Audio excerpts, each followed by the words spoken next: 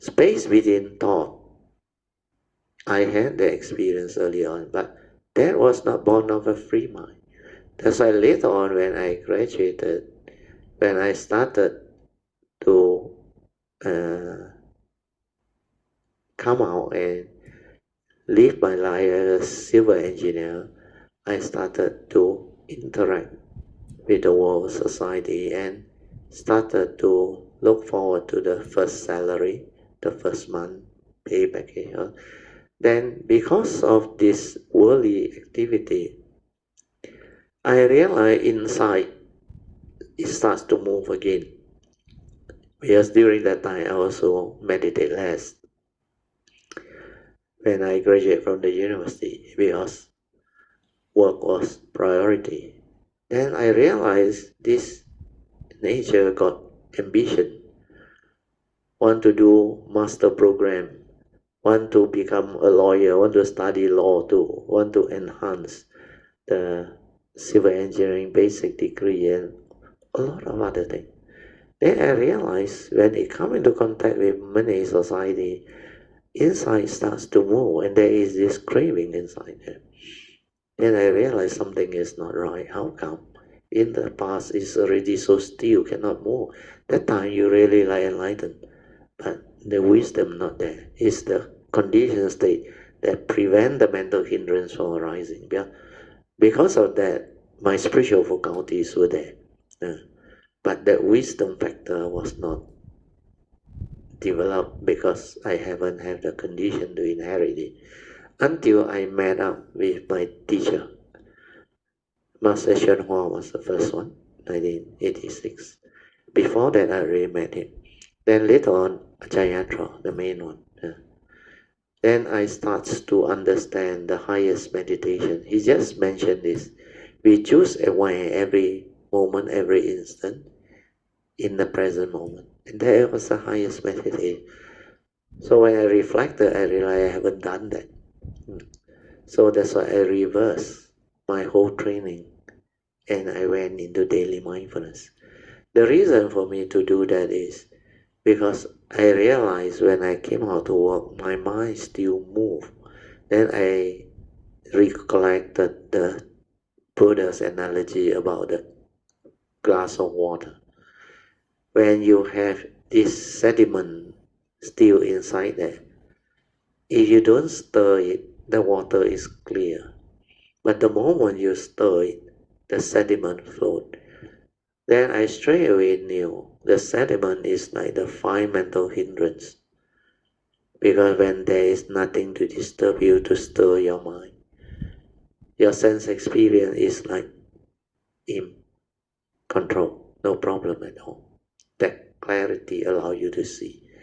But the moment you have a situation that things stir, then all this sediment which are still not rooted out, the mental hindrance, they arise.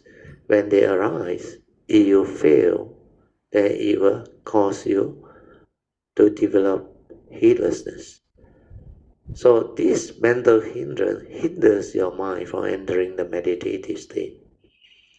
That's why after that, I decided to shift the cultivation and went into daily mindfulness. Then I connected it with the four foundations of mindfulness.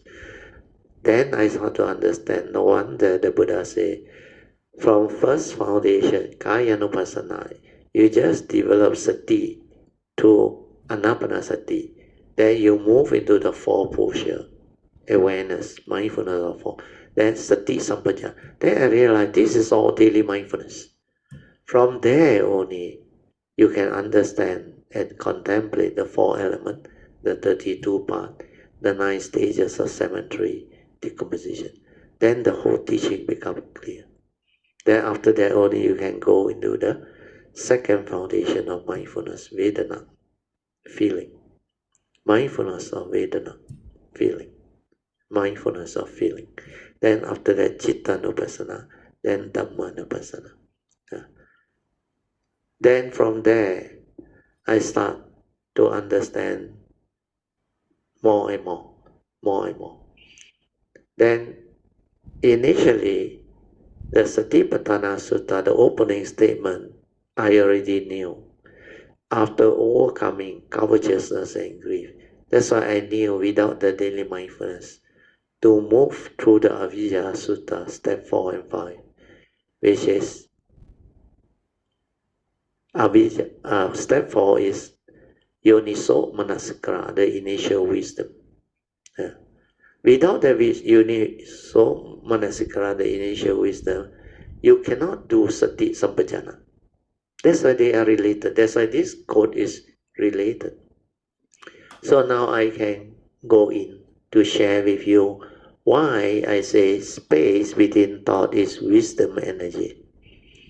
Because for this space to arise from a free mind, remember, not a conditioned state of mind that is in samatha, concentration or absorption. When you are able to have space, means there is no thought, then that is your true mind, pure energy. That one is without delusion, without avijja, without the evil roots. That one is wisdom energy. That's why to develop that, you need wisdom. So step 1 of Avijja Sutta is you must have Dhamma friends, Kayamita. Then only step 2 can come about. Opportunity to listen to the true Dhamma. Of course, that one also need condition and your karmic past. Then number 3, when you constantly listen to the true Dhamma, you will develop the first and second turning wisdom, and you will be able to investigate into the essential Dhamma that the Buddha has taught. And when they stand up to investigation, step 3 arises. Confidence in the Buddha and his teaching means you have faith in the Buddha and his teaching. You have faith in the Triple Gem, Buddha, Dhamma, and Sangha. Then after that, step 4 will also come about, because when you start to listen, you also reflect, contemplate, and develop the first, second turning wisdom, which is the initial wisdom the Buddha called Yoniso Manasikara. Yoniso means wisdom. Manasikara means attention. Means wisdom at the moment of attention. Means when you pay attention. When you see something, you can pay attention there. When you hear something, you can pay attention to your hearing consciousness. When you smell, taste, totally feel or think, you can pay attention there. So attention is manasikara. Yeah? So manasikara is very important. When there is wisdom at the moment of sense experience or hearing, means there is yoniso. So wisdom at the moment of hearing come from your nature, not from your memory. Memory is knowledge. Nature means when you cultivate the first, second, and third turning wisdom, it brings forth the 3 types of spiritual wisdom, respectively Suttamaya Panya, Chintamaya Panya, followed by Bhavanamaya Panya. So these 3 types of wisdom will surface. Yeah. And the first 2 actually give rise to the initial wisdom, which is mainly step 4, Yoniso Manasikara. So when you have this wisdom will prompt you at the moment of sense experience, like when you see something. Normally without this, you will straight away stir your mind and react your mind. You react to what you see, what you hear, what you smell, what you taste, what you tactile feel and think. Why? Because you act from memory. Memory is your views, opinion, conditioning, belief system, and all of your fear, phobia, insecurity, your unhappy state of mind. Whatever that you hold on to, cling on to, grasp on to, including the evil roots of greed, selfishness, envy, jealousy, hatred, emotional negativity, and all of your phobia, your fear, your negative mind state born of self-delusion, sakkaditi. So all this, they will come and stir your mind and cause you to react. That's why there is no space at all. You will continuously develop the habit to react and think like that. And the Buddha called it heedless thinking. Because without heedfulness, you will think a lot. That's why my Thai teacher Ajahn said the same. Human being very funny. You think a lot, like non-stop thinking. Sometimes you think until you cannot sleep, insomnia. The thought is so active, restless inside there. Because you cling onto your problem, you hold on to your problem. So there is hardly any wisdom energy to allow you to have the clarity to be silent, to be still. When you are silent, you conserve your life force, you conserve your physical energy. You don't use so much energy.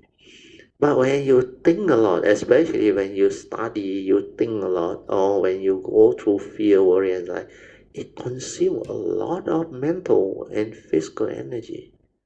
It drains you. That's why it causes you stress.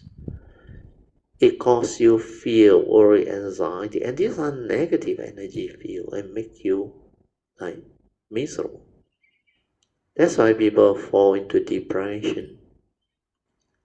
They develop mental problems and they develop a lot of mental sicknesses.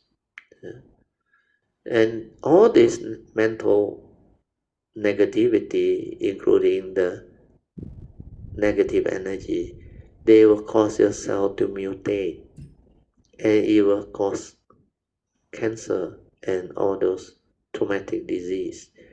That's why the scientists also knew you subject the water sample to beautiful music or good vibration, the crystal come out very beautiful.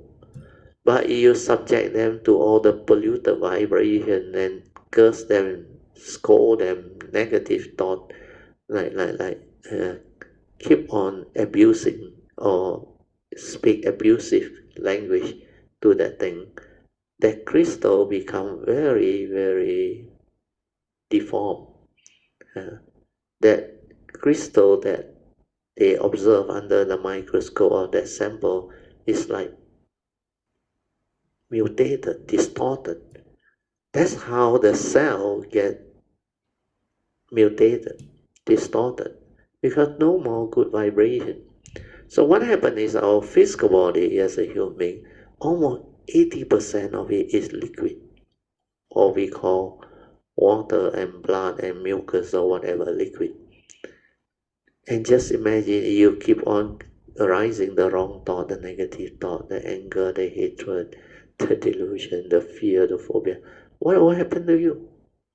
Your crystal, they will mutate and your health will deteriorate. Your immune system will be gone. And this is very easy to understand, very straightforward. That's why without space within thought, you don't have energy. You don't have wisdom energy. You cannot see things as they are. You cannot insight into phenomena. You cannot awaken. You cannot be with your true mind. You are always lost in thought, heedlessly thinking, lost in thought, reacting, stirring your mind, developing all the wrong thought that condition your fear, worry, anxiety, sorrow, and lamentation, and make you miserable, sick, and afflict you, suffering. So this is what Dharma is. When you understand, then you must develop the step 4 leading to step 5 of the Avijja Sutta. Step 1, 2, and 3, almost most Kayamita or all Kayamita will have them. But step 4 and 5, you have to work on it if you are still keen to progress. So a lot of our Kayamita has developed step 4. But 5, not that many. Not that many. Step 5, Sati Sampajana, mindfulness and clear comprehension, means able to have the stability of daily mindfulness and the stability of the inner awareness in a form of meditation. That one, not many yet. but quite a handful has developed it, which is a good sign. That's why our kayamitas are different, the kayamita force are different. So if you are serious, more and more will be able to reach step 4 and step 5. And when you have step 4 and step 5, you are destined for enlightenment. Where after that, step 6 and 7 is a natural consequence. Once you reach step 6 and 7, you are at least a sotapan or a sakadagami, second stage of sainthood or first stage of sainthood. Now then you move into the fourth foundation of mindfulness, step 8, very easy. And you will progress very fast and you will break free from the 10 fetters and realize anagamiship or arahantship. Then if you have the condition you want to take the bodhisattva vow, you can continue. So this is the clarity of the process that you're supposed to go through. I hope it is clear to you now.